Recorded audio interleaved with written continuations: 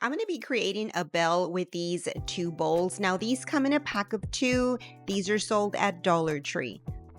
I'm going to glue these together just like this. So I'm going to take some super glue. I'm going to add a dab here and there, and then I'm going to add the hot glue just so that it can have the quick adhesive.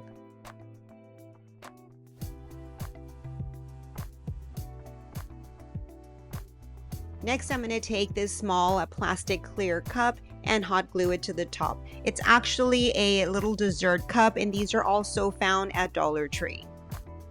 I'm also going to use one plastic shower ring and hot glue it to the top of the small cup. I'm going to spray paint both of the bowls with this Dollar General metallic gold spray paint, and this is how it turned out.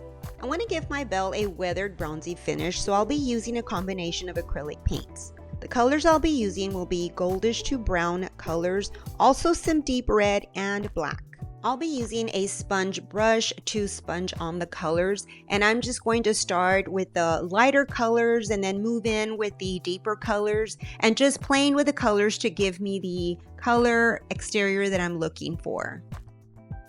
Once the paint was dry, I went ahead and I drew in the faux openings that bells normally have, and I used a permanent marker for that. And I filled them in with some black acrylic paint.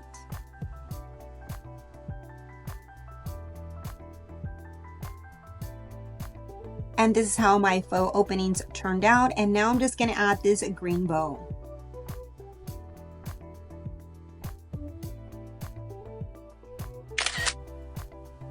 I'm also going to create a bell with these large plastic bowls. So I'm going to repeat the same steps. I'm going to glue them together.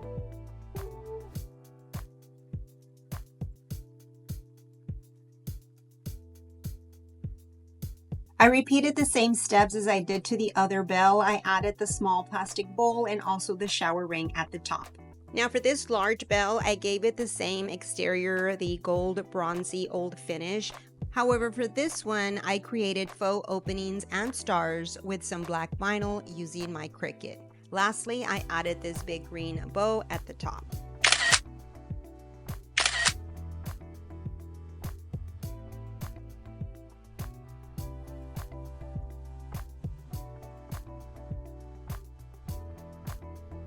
Now I'm going to create some small Christmas bells using these Dollar Tree ornaments. Now what I'm going to do with these is just remove the bottom cap. The ornament has a silver cap. Now I've removed it and I'm going to cut an opening up at the top because that's where I'm going to string my rope once I hang them all together. Once the hole is big enough, I'm going to go ahead and pass my pencil through there just to widen the hole. The cap is very flexible, so I'm going to open it up and then I'm going to add some hot glue at the top of my ornament and then place my cap back on. I'm going to repeat the same steps to these two. Once again, I'm going to use this gold metallic spray paint and give them the same old vintage look by using the same color of acrylic paint that I've used on the bells and ornaments. I'll be using the same sponge technique. And this is how it looks so far. Now what I'm going to do is add some baking soda while the paint is still wet. I'm going to tap some of the baking soda off and give it a couple of hours so that it can dry.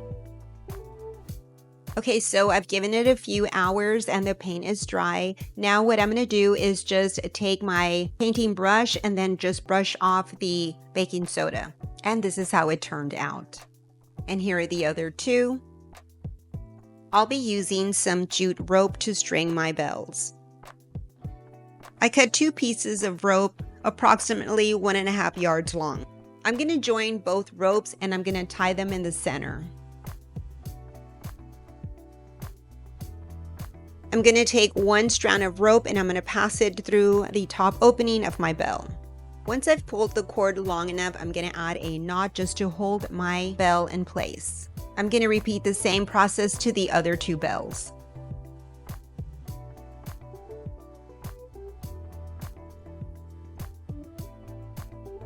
And this is how they look so far.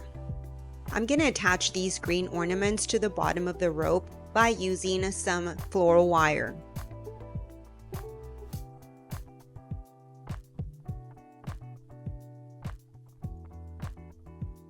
And now I'm going to attach the bells to this wreath.